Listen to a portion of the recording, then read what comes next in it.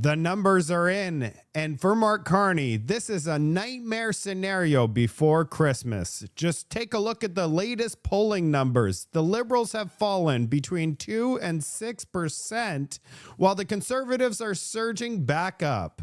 But when you zoom out, you see the real collapse. Just a few months ago after the election, the Liberals were riding high at 46%. Today, they are averaging 41%. With some polls showing them in the mid-30s. That's a 10-point free fall. The honeymoon isn't just over. It ended in a divorce. So where did all those 10 points go? They didn't all go to Pierre. They're bleeding out of the left. If you look at history, the NDP used to hold at least 20% of the vote, with the Green Party at 4%. And Jagmeet Singh brought the party all the way down to 6% of the vote, non-party status, and the Green Party at 1%, basically eliminated. But recently, the NDP has surged back to life all the way up to 9% of the vote, and the Greens are at 2%, and that's the average. When you take a look down here, the Greens have some at 4% of the vote, and the NDP at 11 to 12% of the votes. They're coming back to life.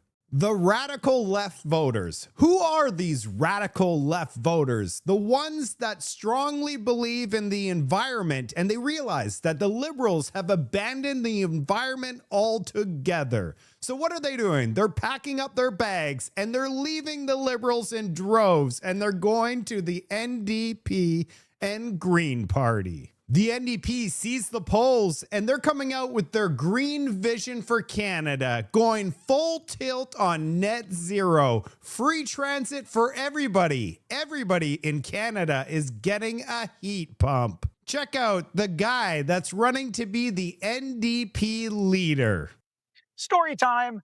My grandpa literally wrote the book on how Canada put millions of people to work in the 1930s and 40s, fighting fascism while building the industries of the future. It was a good deal. Can you take this? And it's a better story than the one we're writing today. Like, would you wistfully tell your grandkids about how Mark Carney was building another pipeline through the thick smoke of yet another fire season? Yeah, didn't think so. That's why I'm proposing a Canadian Green New Deal. Bold solutions like free public transit, a heat pump for every home, a youth climate corps, and 1 million green jobs. But the only way we get a new story is by organizing for it together. I'm running to be the NDP's next leader. Become a member so you can have a say. And let's make this our Canada. And this specific collapse explains the rumors in Ottawa. The numbers sinking into the 30s. The Liberals know their grip on power is slipping, and they are terrified. That's why they are desperate for all those floor crossers. They just need one more MP to betray their party and cross the aisle to prop up this sinking ship. And they know if they don't buy themselves some insurance right now, this government will not survive the new year. And that desperation brings us to their own tactics. If you can't fix your own numbers, you destroy the other guy. So with their numbers collapsing and the floor crossers now are nowhere to be found, they sent down an order to their friends at Global and CTV. It's a do or die right now. They didn't just ask for favorable coverage. They demanded a hit job. 2025, let's talk about it. It hasn't been the easiest year for you. The Conservatives did receive 41% of the popular vote in the last election. You have a lot of loyal support right across this country, which I'm sure you're very proud of. But you didn't win the election and you didn't win your own seat. That would be a big blow to a lot of people in your position. Have you reflected on what went wrong? Well, I have reflected, and you're right, it is a big blow to a lot of people who voted for, in record numbers actually, voted for affordable food, affordable homes, safer streets after 10 years of inflation and rising crime. And so we always reflect on how we can continue to inspire those 8.3 million people, a record number, who voted for us, but how we can inspire even more. And so my message for the year to come will be one of hope. I think people desperately need hope. Hope that they can afford groceries, hope they can afford homes. And many have put hope in me in the past, but we have to keep inspiring them so that more will do so in the future. The media claims that Pierre Poilievre lost the election somehow because he is not popular. He just couldn't get it to the finish line. It's all because of his leadership. Well, let's take a look at the data. The polling data goes back 3 years. Let's take a look. This is Aaron O'Toole right here at 31%. Then Pierre Poilievre shows up and they're at 32%. Fast forward all the way to today, they're currently at 39%. So Pierre Poilievre's more popular today than he was when he was first brought in as the Conservative leader. So how did the Liberals win the election? Well, when we take a look at the NDP party, they went from 20% and they fell all the way down to 6%. And it has nothing to do with the Conservatives falling in the polling numbers. It has everything to do with all of the votes for the NDP went to the Liberal Party. So when the media tries to spin as if it was Pierre Poilievre's support that has collapsed, in fact, it's the NDP party that collapsed and the Liberals took advantage. And that is the real story. What I meant with respect was a big blow to you personally. Have you reflected on what went wrong in the campaign, in your own leadership? Where did he go wrong? Where? Where did he go wrong? I see this went wrong, horribly wrong. This is freaking wrong. But this looks pretty damn good. It looks consistent throughout, straight up consistent. So that's why I say the media spin is on overdrive right now. Well, yes, I have reflected, and obviously, I think my goal and one of the adjustments that we need to make is that people know that I'm a fighter, but they need to know what I'm fighting for and who I'm fighting for. Can you believe it? They actually skip cut Pierre's response. It was inconvenient truth. So Global said, nope, the audience is not going to see his response for this one. Who I'm fighting for. In the lead up to the last election, you were way ahead in the polls, if we believe the polls. You were on your way to becoming prime minister when Justin Trudeau was still around. When he left and a new Liberal leader came on the scene, your lead in the polls began to diminish to the point where, as we've said, you lost the election. So something happened in that time, and you can argue that more Canadians put their faith in Mark Carney as a leader than in you. Well, what happened was that we got a record number of votes and the highest share of vote we've got since 1988. I know you keep saying that, but I understand that. It happens to be true. Yes, but I'm trying to move, if you don't mind, I'm trying to move a little bit beyond that to say, how do you broaden the tent now? You were fighting for, I think, a lot of the same things you were fighting for before. And as I said, you have a lot of very loyal support. But if you want to take it to the next level, if you're still leader when the next election is held, how do you change that equation? Well, my plan is affordability, affordability, affordability. That is the single biggest issue facing Canadians after 10 years of Liberal inflation. So how do we take it to the next level? We go to more people and tell them that we're going to cut back on the inflationary deficit so that dollars go further. We make clear that we're going to cut taxes on work, investment, energy, and home building so that people bring home more and they pay less. We're also going to talk a lot, I've said affordability, but there's also the issue of crime. I mean, 10 years of catch and release has left Canadians endangered. We're going to repeal catch and release, lock up the criminals, and make it so people feel safe again in their communities. There's immigration. We'll be talking about the fact that immigration is still out of control and the government is allowing criminals and false refugee claimants to come in and undermine our security and drain our taxpayers. So those are all issues that we need to talk about in order to broaden our tent and win the support of Canadians for an affordable, safe Canada under a Conservative government. Is it possible that in the last election, many Canadians just thought you weren't the man for the moment and that it's your leadership that's the issue? Well, my leadership got us a record number of votes. I know you don't like me. No, you've telling said that it. I think that's the fourth time. It is a fact, though, right? And I think we led on all the issues. We led on fighting inflation, opposing carbon taxes, unblocking our resources, and you've treating accused addiction. the Liberals of stealing your ideas. Not quite. I want them to steal my ideas. I would say that they have stolen. The carbon tax? That was the first thing that Mark Carney asked, and then, as you wanted. Right. He's stealing my words, but not the deeds. So a couple of things. Can you believe it? They did another skip cut. They didn't even let him respond to that one. Well, I would feel a great responsibility to defend Canadian workers and consumers.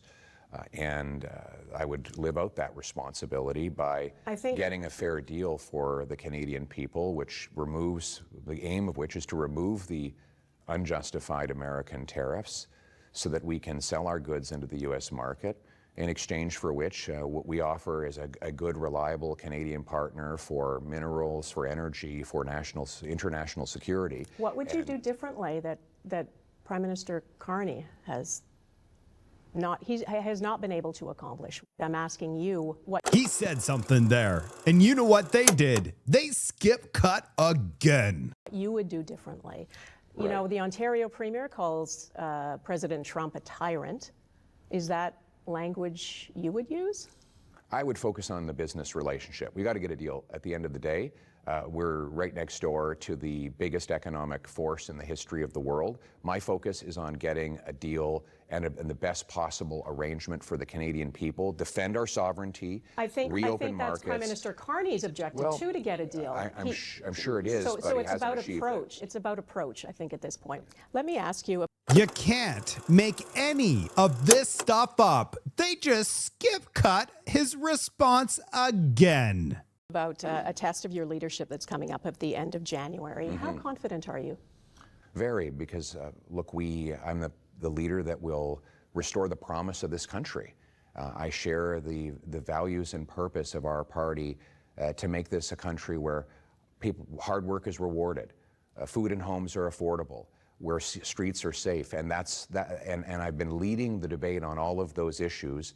Again, those are issues that we heard you campaign very strongly on in the last election. What I'm asking you now is, a year has passed, almost a year. In January, it won't be quite a year since the last election. But do you feel you have to do something differently? Or it's the same messaging as the last campaign? Well, like I said, I think people, they know that I'm a fighter, but they have to know what I'm fighting for, my why. Why is the most important question. When you thought it couldn't get any lower, they actually skip cut Pierre Poilievre's why. Lose another MP to the Liberals. And I don't know if you know whether you will or not, because I'm not sure. There's no clarity on that. It may or may not happen. You would then be facing a Liberal majority government, and you would be opposition leader for potentially another 3 years. How would that sit with you? Well, I think it would sit very badly with the Canadian people who voted against a costly Liberal majority. I'm asking you, would you hang on as leader? I'm not giving up. I don't quit.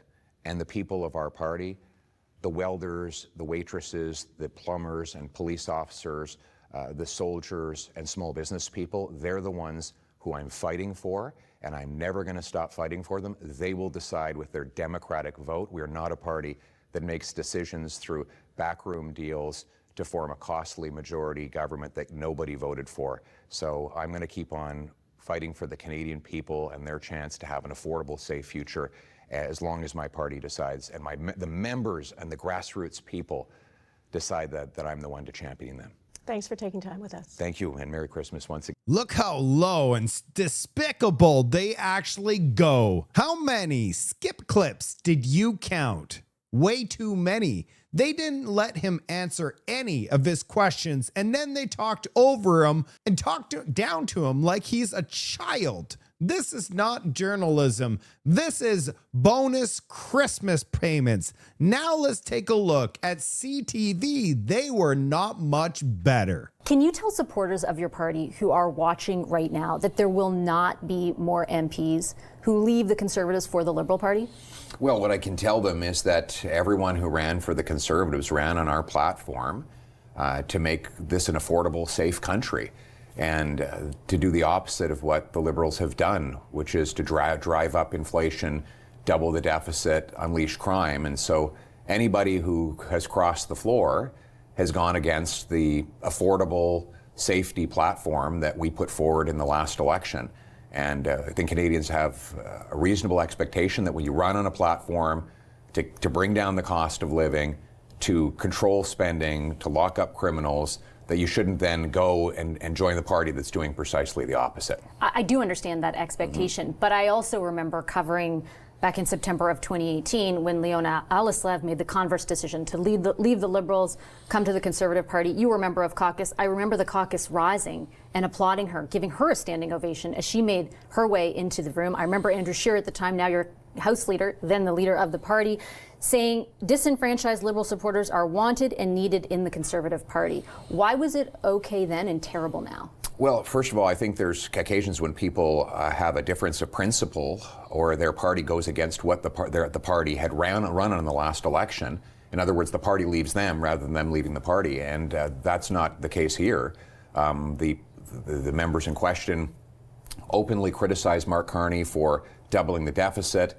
One of them even said that the grocery prices that Mark Carney is imposing on Canadians are inhumane, and that's a quote. So to then, within weeks, go and support those inhumane grocery prices, that rampaging deficit, the soft on crime laws goes directly against what they ran on. But it has basically renewed my commitment to do the job that Canadians, roughly 8.1 million Canadians voted to send us here to do, which is to fight for an affordable Canada so that people can actually go to a grocery store and buy a basket of goods, feed their family without feeling anxious that their bank account has been emptied. And I do have a lot of questions for you on how you would navigate that Right. if you were going to become Prime Minister. But when you say, for example, that what this MP Michael Ma is doing or Chris D'Entremont is different than Leona Alislev, I fail to see how that's the case. She also criticized the Conservative Party on multiple occasions. She left. She became not only a member of your party, but the deputy leader of the party. I didn't hear you at the time say, this is an abhorrent thing. How could this happen in the way that you're saying right now? Well, I remember at the time she was saying that the Liberals were then driving the deficit out of control. They were leading to rising living costs, that they had a soft on crime policy that was not consistent with what she expected. And that's why we have to focus on making the lives of Canadians safe and affordable again. That has been my mission in this session of Parliament. And it's certainly going to be the mission when we get back, because frankly, people need hope again that things can get better and that they don't have to live in an unaffordable, unsafe country where they're in debt and in danger, that things can actually get better. We're the only party that will make them better. I didn't hear you say that you unequivocally don't think other MPs will leave for the Liberals. I asked because two Liberal ministers, Minister McKinnon, Minister Hodgson, have both intimated that there are others who have approached them. If MPs in your party were happy with you and your leadership, wouldn't they stay? Well, I think the ministers you just mentioned, along with Mr. Carney, are trying to manipulate an undemocratic majority that Canadians rejected that would drive up grocery prices, housing costs, and crime. Canadians voted against the rampant inflation Liberals have caused. They voted against out-of-control spending. They voted against the soft on crime laws and the open border immigration policies that Liberals have imposed. And if Mark Carney believes that he should have a majority to go ahead with the high-cost policies he's running on, then he should get that mandate from Canadians in an election, not through dirty backroom deals. How is it his fault that people left your party? I can't even understand the argument after one MP. Two MPs. The third MP doesn't want to be in politics anymore after rumors that he was also going to cross the floor. At what point is it not about them and it about you, with great respect? Well, with great respect, Mr. Carney has said that he wants to get a majority, not by winning in a majority government election, but by making backroom deals in order to get floor crossers. And but the Canadians Conservatives made backroom deals too. Canadians specifically rejected a Liberal majority in the last election. The vast majority of voters voted against that majority because they knew that it would mean a higher cost of living, that they would be unsafe in their streets. And it is undemocratic through a series of backroom deals of Mr. Carney to try and concentrate more power and money in his own hands rather than allowing the Canadian people's decision to stand. So we believe in holding the government to account for the broken promises, but also proposing positive ideas that will make life more affordable and safer. That's what we've done for the session, and that's what we're going to be doing in the new parliament. If you can't convince your entire own caucus of that, how will you convince Canadians? Well, how will I convince Canadians? We'll be going into communities, into community halls, meeting with people at grocery stores and coffee shops to talk to them about getting rid of the industrial carbon tax, lowering the income taxes, cutting back on the new fuel taxes Liberals are bringing in, so that people can actually afford to eat, heat, and house themselves. So that's how we're going to do it. But I'll put to you again, you could not convince two of your own MPs that those ideas were enough to stay in the party under your leadership. And again, I'll put to you with great respect, I look at public opinion polling. Every single one of them has your party and the Liberals neck and neck, within 1 or 2 points of each other. But when you look deeper at your own personal numbers, the divide between you and the leader of the Liberal Party, the Prime Minister, is far more significant. You were supposed to win this election, you lost it, you didn't hold your own seat. You have now lost 3 MPs. At what point are you a liability to the Conservative Party? Well, we added 2.5 million votes. We had the biggest vote count in our party's history. We got 25 more seats, the biggest share of votes since 1988. Why? Because I ran on restoring the promise of this country, that anybody who works hard gets a good life, gets an affordable home, a safe street. And that vision brought people to our party in record numbers. We've led the debate on inflation, carbon taxes, crime, immigration, natural resources, drugs, and more, to the point where the Liberals have to plagiarize our words, even though if they don't actually put them into practice. So we've been driving the debate under my leadership, and we're going to continue to demonstrate that if Canadians want those policies that Liberals keep pretending to support, they're actually going to have to vote for the real deal in the next election. But you lost.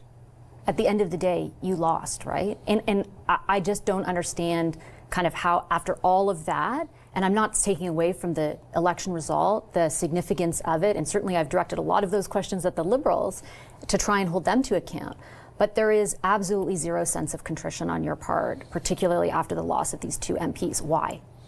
Well, why did I play that entire clip for you to see? There's a reason why, because both journalists, if you want to call them that, did the exact same thing.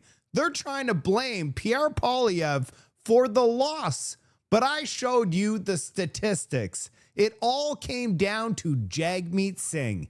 He did it for his pension. He destroyed Canada for a pension, because we could have had an election a year ago and Pierre Poilievre would have been the Prime Minister of Canada. But instead, he imploded his party and allowed all of those votes to go to the Liberals. And not once did any of these reporters clue into this, because it's, in my opinion, that they were paid a Christmas bonus from Carney Claus. This is the behavior of a government that knows its time is up. They aren't attacking Pierre Poilievre because he's failing.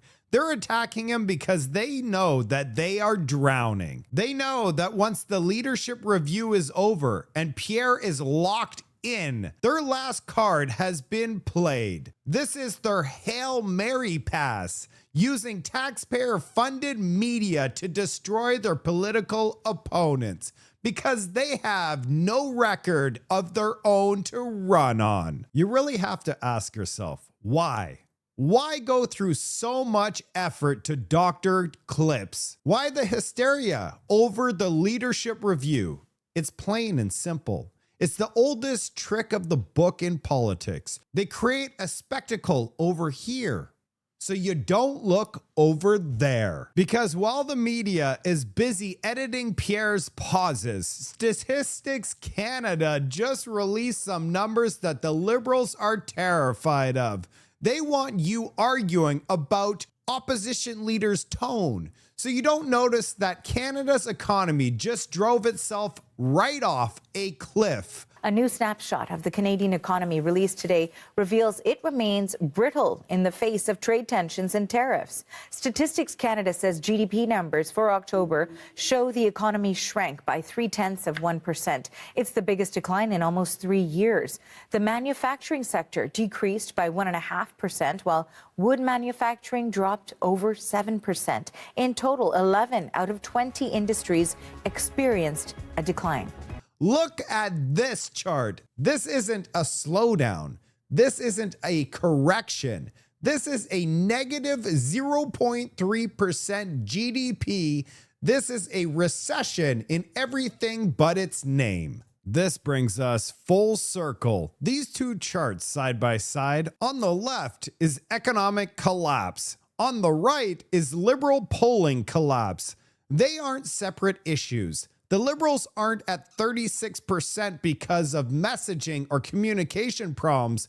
They are at 36 because they broke the economy. The voters that are left-wing exodus we talked about earlier, they aren't leaving because they found a new ideology. They are leaving because they can't pay for their rent.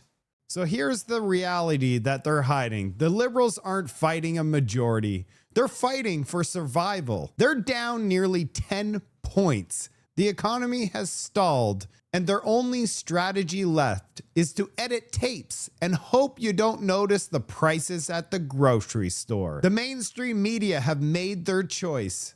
They are going down with the ship. But you don't have to. If you want the economic data that they ignore and the political reality they try to edit out, do me a favor and smash that subscribe button and turn on the notifications. This channel is your insurance policy against the spin. I bring the clips, the data, and the truth daily. Now, I want to hear from you in the comment section. We know that the media is in a do or die mode right now to sabotage Pierre Poilievre's leadership review. My question is, do you think that their skip-cut attack will actually work? Or has Canadians finally tuned them out for good? Let me know below. I'll be reading the replies. I hope that everybody out there has a wonderful Christmas holiday and Christmas, and happy Christmas Eve. I'm going to try to get a report on Christmas, but if I don't, have a Merry Christmas. I'll see you on the next report.